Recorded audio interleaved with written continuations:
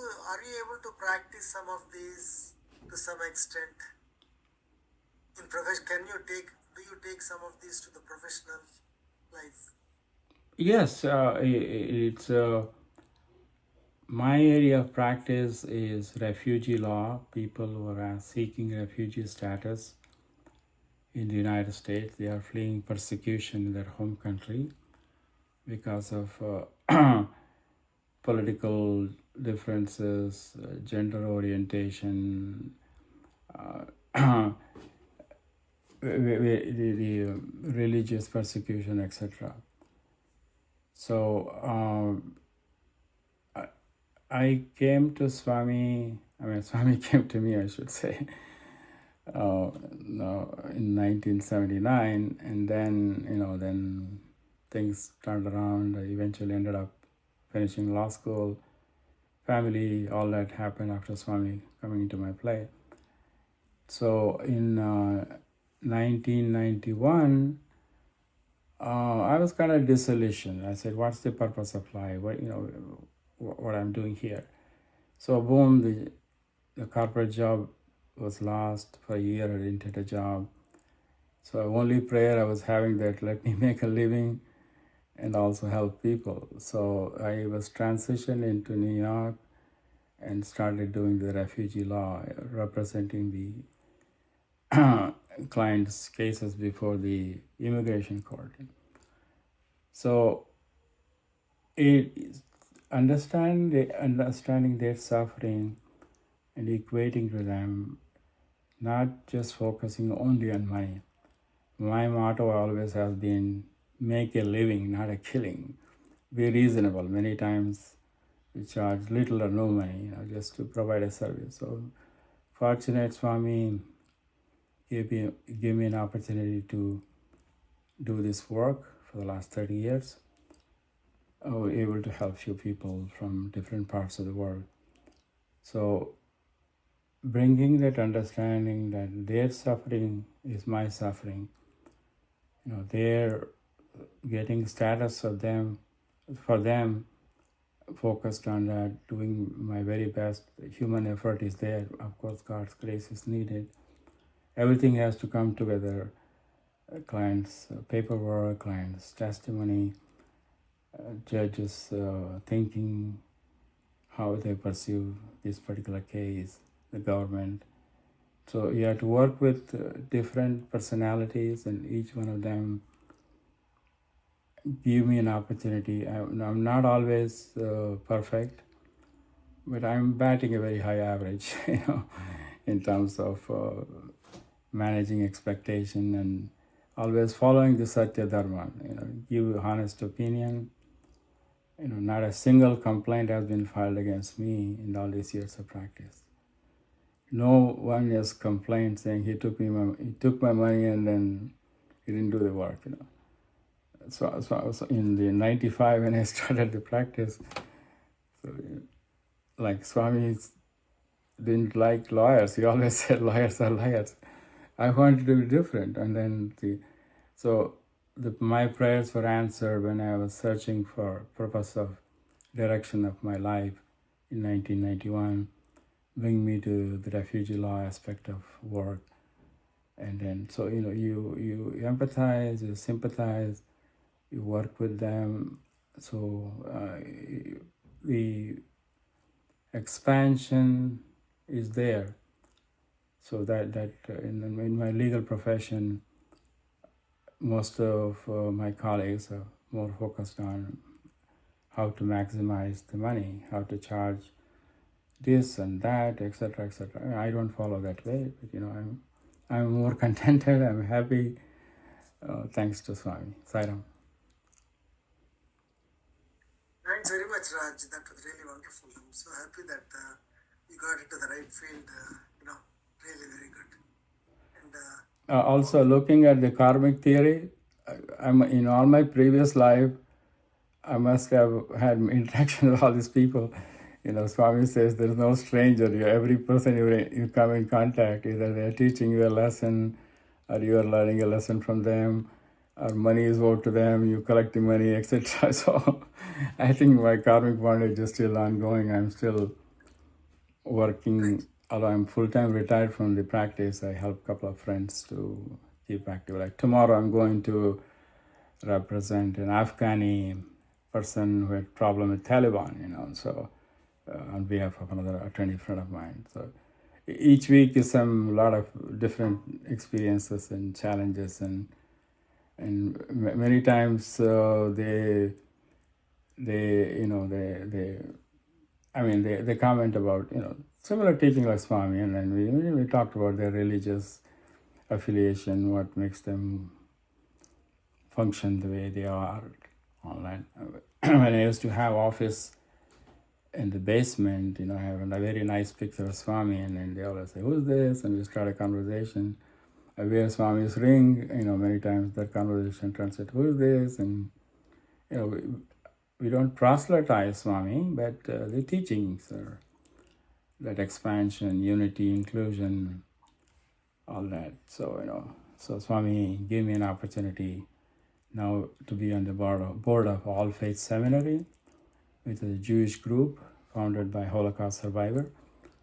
So they ordained me as a reverend. Now I'm Reverend BrotherOneness, so sharing Swami's unity of faith messages and Swami's teachings was recognized as part of my ordination. So Swami is using in different ways. I'm not a typical lawyer who we're counting the billable hours. So, Sairam. Ram, thank you very much. Anyone else? Ernie, do you want to add something? Most important thing I want to, it's not about my life. I think we have to focus on that Atmic awareness, so that how do we merge back to God? How do you experience that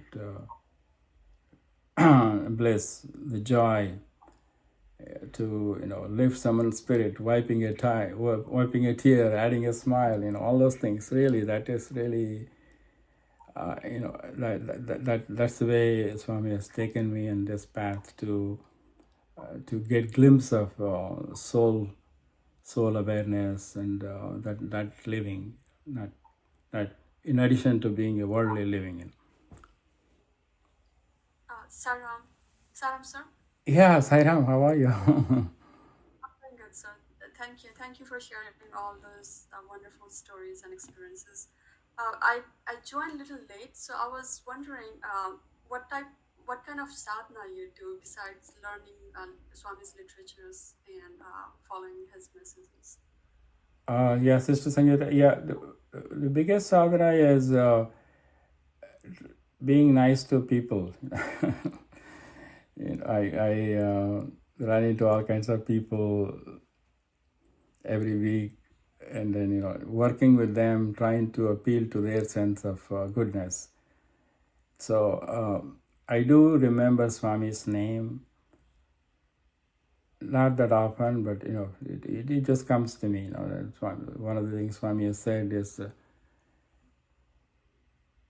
if you remember Swami without any reason, without any prompting, then His grace is there, is flowing to you. So the other sadhana, during the hearing or waiting time, sometimes I write Om Sai Ram and some cryptic notes. And then in difficult, tense argument situation, I send out silent prayers to the judges or the government, whoever I'm dealing with. Or sometimes my client is put in a difficult situation who cannot answer or is being bombarded with questions. I'd send out prayer. The sadhana is more, a little bit of, I'm not into, sorry. One more time, I got disconnected, so I completely missed it. Yeah, my sadhana is more practical oriented in terms of whatever situation I'm dealing with. Am I kind? Am I gentle? Am I appealing to their sense? My looks, my gentle smile. Those things I practice. When I'm traveling in the subway or in the court situation, whatever. I try to be friendly, try to be. One of the things I mentioned in the beginning was that Swami's quote, which is absolutely important to me, is be happy, make others happy, then God will be happy. So I translate that into day-to-day situation, whatever I'm doing. I share the joy because I'm contented. Whatever God has blessed me with, bring me through different situations. Just I'm eternally grateful. So I do listen to bhajans and sometimes chantings. I'm not well versed in Sanskrit.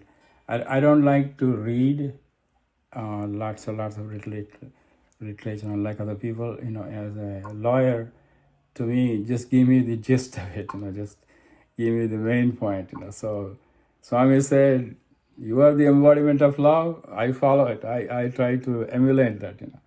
So I just take the snippets. I take the essence of few teaching. Like the first major retreat I attended right after I lost my job in 1991. 92 September, I went to the retreat in Dallas. As we were entering the retreat premises, the first time I saw love all serve all. That impacted me. That means, what does it mean? That means I had to be loving, forgiving, accepting, including. So Swami has expanded my family. Now I was just only one. I was 16 of us. So the many different personalities. We have to work with it. Same thing with the people in the court system. Same thing with the clients. So my sadhana is more practical in the sense that I do get angry, I do get upset, but I promptly apologize.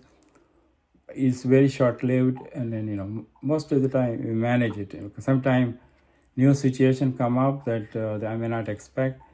Then I may then my likes and dislikes takes over. I catch myself and say, "Oh my God, Swami is redirecting me." I promptly apologize and then take a silent walk.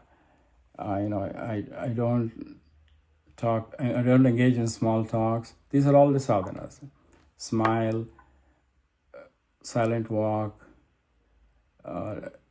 listen to bhajans, listening to discourse. Mainly not only discourse, any spiritual things going on. I try to zero in on what's the main point. What is that I need to get out of this? One line, two lines, or one word, and that's how. So I don't sit and meditate for 2 hours, and I don't do morning rituals, and those things are not for me. So it's important to someone else. That's fine. I don't have any. It's just something I cannot do. I cannot chant Rudram. I cannot do. But I don't focus on what I cannot do. I only focus on what I can do. Can I still radiate the smile? In every situation, it's if appropriate. Some situation you cannot smile. You just have to have a poker face. So and then speaking softly. That's another sadhana. Only give positive feedback. Give compliments. Nothing personal, but something genuine. And then if there is a mistake, talk to them privately and then clarify the misunderstanding. 99% of the problem is misunderstanding and then how we react. So I watch my reaction. Not to react but respond. So I'm a work in progress. Sairam. I hope I answered your question, Sangeeta. You did, sir. Thank you. Sairam. It's wonderful. Practice is the best. Yeah. Sairam, Brother Ravi. Yeah. Brother Ravi. Yeah, Sairam. Yes, please go ahead. Sairam. Yes. Very inspiring, Brother Ravi. Swami will address this as Atma Swarupalaya, embodiments of the divine Atma. That's a big takeaway for all of us. Swami is reminding us that we are all one, like you said. And most of the time I would, like, whenever I enjoy my bhajans, I would always reflect, like, all the Sarvadharma bhajans, like all gods are one, and all religions are one, all forms are ace. That reminds us of a lot of greatness in the spiritual path. Most of the time I would say, like, when we enjoy the bhajans, we are all thinking of Swami and offering our pranams to him so that he can guide us. Swami says, pleasure is an interval between two pains. Love all, serve all. Those are the all soothing messages that we can get from Swami. Sairam. Sairam, brother. Yeah, thank you. Yeah, the bhajans and the quotes you mentioned, love all, serve all that bring us closer to that Atmic awareness. Know thyself. That is the theme I've chosen today. And you eloquently brought out how Swami addresses each one of us. Divya Atma Swarup Lala, divine embodiment of love. So, be love, don't be a lover, be a love, be love, express it, One of the favorite quotes for me is that don't seek happiness, express happiness, So if I'm not, friendly and welcoming in this moment is gone. That's it. So I don't know. The next moment will be given a chance to mend the fences. That's something. That is the awareness. That is that awareness who we are. Sat, Chit, awareness, bliss of that happiness. Happiness happiness is temporary, but bliss is permanent. The more contented the person is, more joyful. We are not seeking anything. We are only givers, not takers. Sairam. Anyone else? Sairam, anybody else? Okay. I really liked your, just now you said this, I really loved it. I never heard before. Don't seek happiness, but express happiness. That's really wonderful. Yeah, thank you. I live by it. I'm trying to equate. As one says, be happy. What does it mean? How do I do that? I cannot be in Prashanti frequently. I cannot. Listen to the bhajans. I cannot. Day has to go on. Whatever routine has to be there. So how do you bring it in? So so that smiling is a big thing for me. And Swami also always said, don't have castor oil face. So that is something I take it very seriously. And then, sometimes I get into trouble also saying. I know, I understand. So, any other questions? Anybody else has? Any other questions? No other question. Let me ask a question. Sure. Anybody else has it? Yeah. Well, generally, I know we all know this, but generally, what are the obstacles for us in sort of trying to maintain calmness, being at least, all the good things that you talked about? Generally, what is stopping us from being that? Typically, in your own experience and opinion. Well, our vasanas dictate our behavior. So, but as we modify the vasana, just focusing on Swami, what does Swami expect from us, So the obstacle is the likes and dislikes. I every day I have to eliminate dislikes. The more likes is needed, so that in other words, if I don't appreciate the way the question is asked, then my response may not be friendly, because from the tone you might be able to tell that I'm not happy what you asked me and things like that. So the obstacles is catching all the dislikes and then eliminating each one of them, and also what our expectation, what our desires. Many times it is what's in it for me is the problem, as opposed to how can I make this situation pleasant? How do I overtake? So the body identification is the obstacle. So that Swami's final message is develop Atma Abhiman, live in that state of bliss, live in that consciousness. That is that and also nothing happens without God's will. So don't if you don't like the way it's happening right now, don't be disturbed. This too shall pass, right? So it's a process. It's evolving. Only His grace will help us to refine and become like a child. All the worldly learning has to go. That is part of the obstacle. But then we try to show up our majesty or a topic and also only having that attitude of my way is the only way. My way is the highway. Then those things are obstacle in experiencing happiness, joy, bliss. It always has to. There's always three sides to a story, my friend. Your side, my side, and the truth. So I don't have a clear vision, So I have to make effort to understand where that person is coming from, how they are saying it, So the obstacle is just not having an open mind. So I don't know. I hope that helps. Thank you. As a lawyer, you put it well when you said there are three sides. I like it. So true. And also when you said likes and dislikes, so true. That is why Swami, first I'll say in Telugu, you may all know. Yes anvariki yes anura, no anvariki no anura, Swami sarvam yes, yes, yes.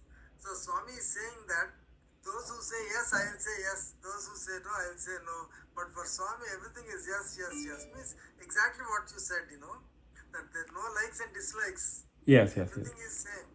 Yeah, I'm active on Facebook and everything. That's why I brought the analogy of like and dislike. But don't not putting a value that only because if I only have more likes, I'm happy. No, that I dictate what makes me happy. I'm in control. We are in charge of our destiny. So and each one's path is different. We cannot compare. So many wonderful devotees I've seen over the years who had so much close proximity, so many interaction and wonderful experiences and everything.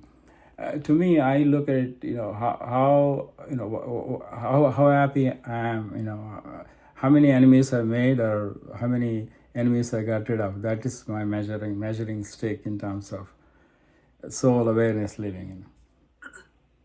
Thank you. Very wonderful. Thank you. Anybody else wants to ask or share something related to what Brother Raj has been saying? Surya Bhai, would you like to add something? Oh, thank you, Ravi.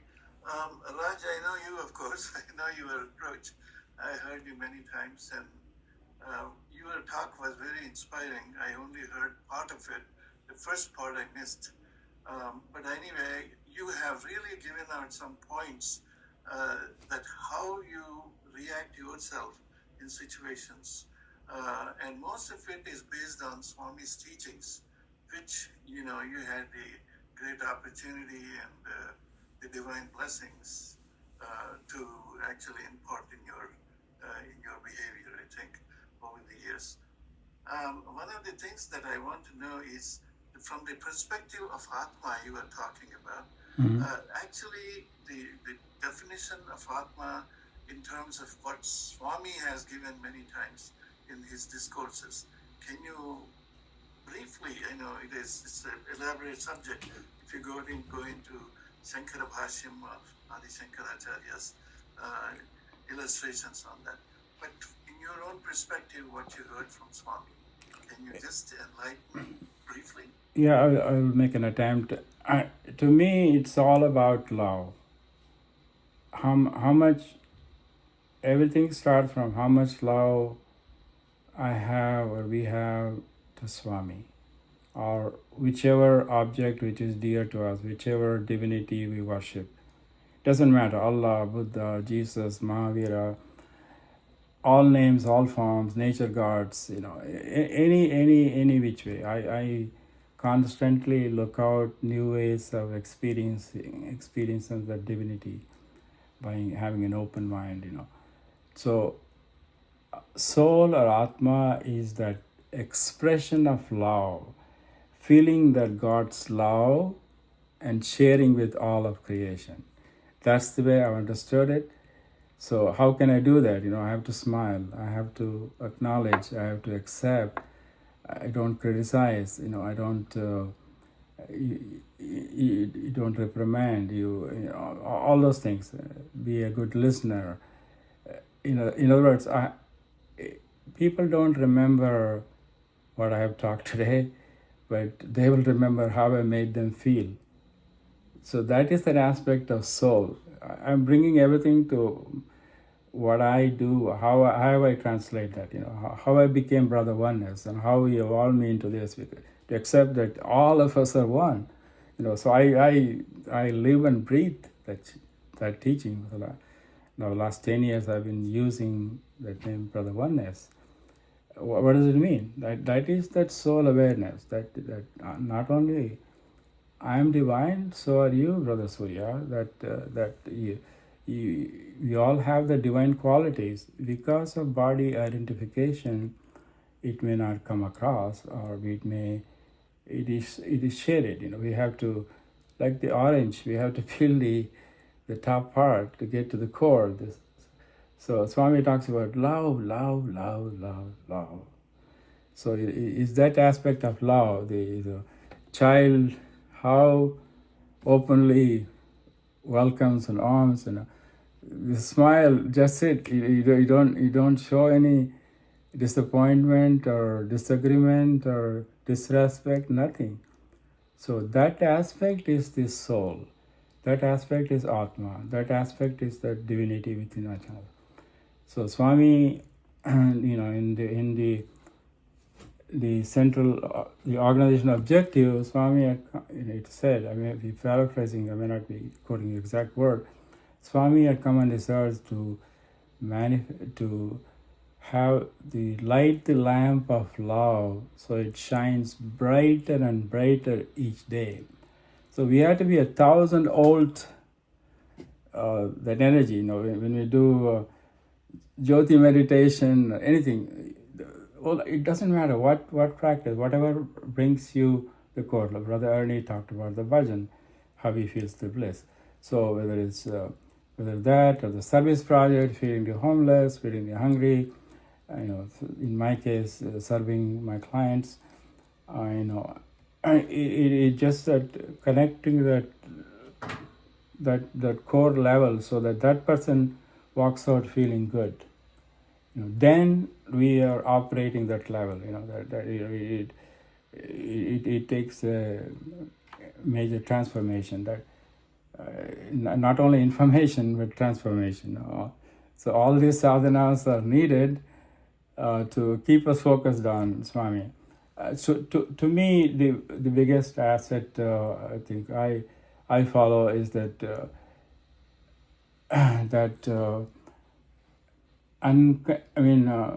beyond expression of love to Swami is teaching, not the physical form itself, the core teachings, and then that Divyatma Sarupa Lala. What does it mean? How do I, Swami said that my life is my message, for so many years, and towards the end of his life, he said, your life is my message. So how do I become Swami? I cannot materialize. I cannot,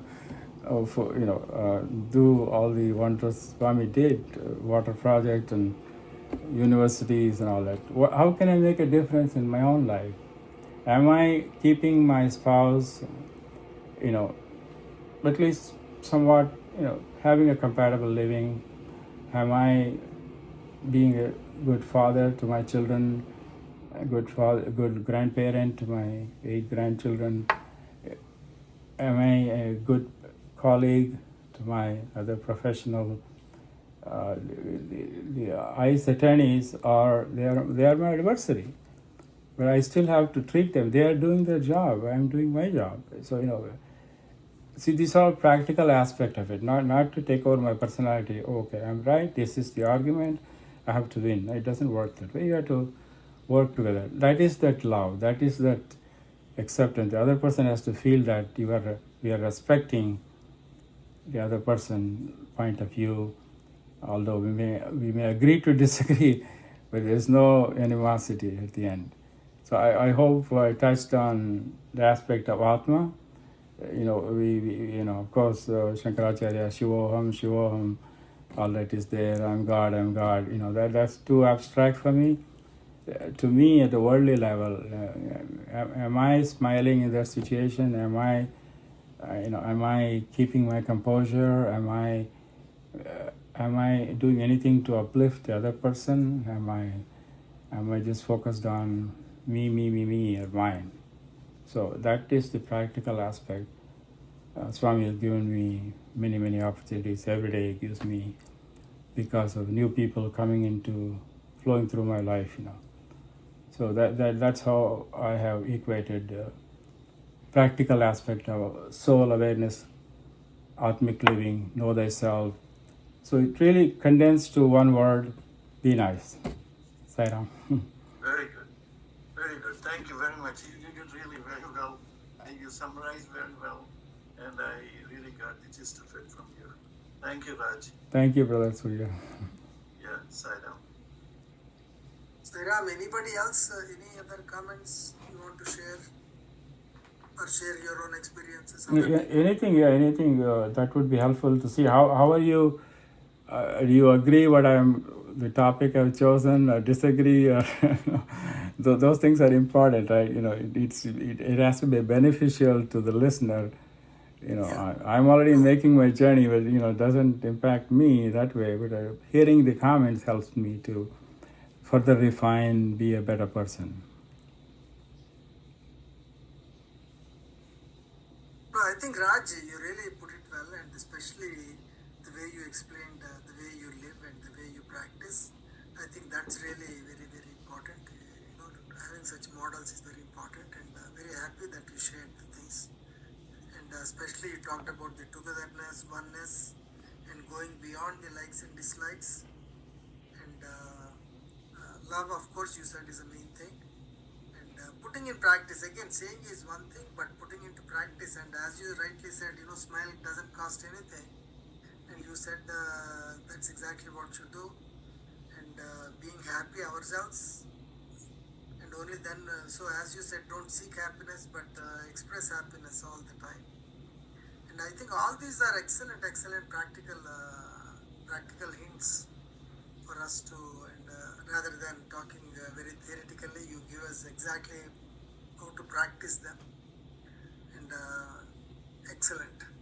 Anybody else wants to add anything before we close? We have about 5 minutes. Thank you, Brother Ravi. Appreciate it. That's good feedback. So I will end with just have a short clip. Soham. I play that video. That is.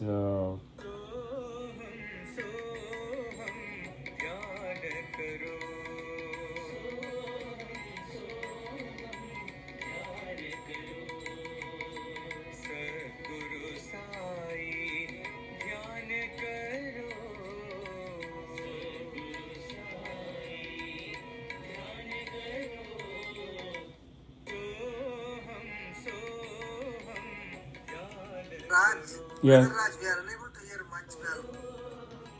The audio is not very good. Oh yeah, okay. I was sharing it through. I was playing the YouTube on my iPad. So I don't know whether I'll try. It's a very short clip. I'll try one more time. If not, I'll send the link. Please go ahead. Try once.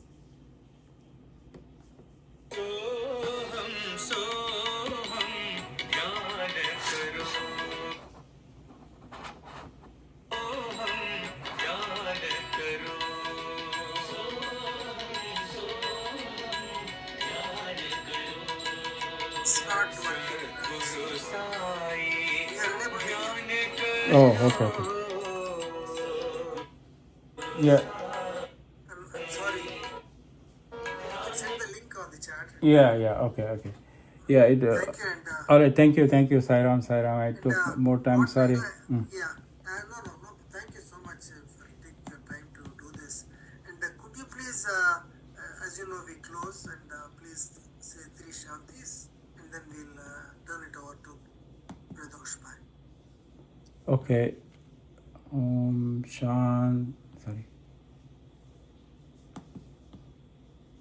Shanti.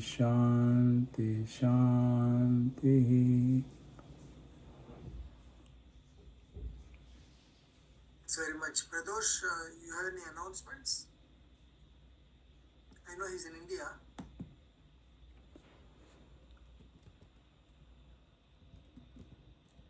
Looks like we wrote a brother. I mean, he's away. So let's close it here, and I'm sure we have the Sunday satsang, right, Raj? Yeah, I believe so. I think back to schedule. No more long weekends. So Okay then. Thank you. yeah, thank you. Thank you.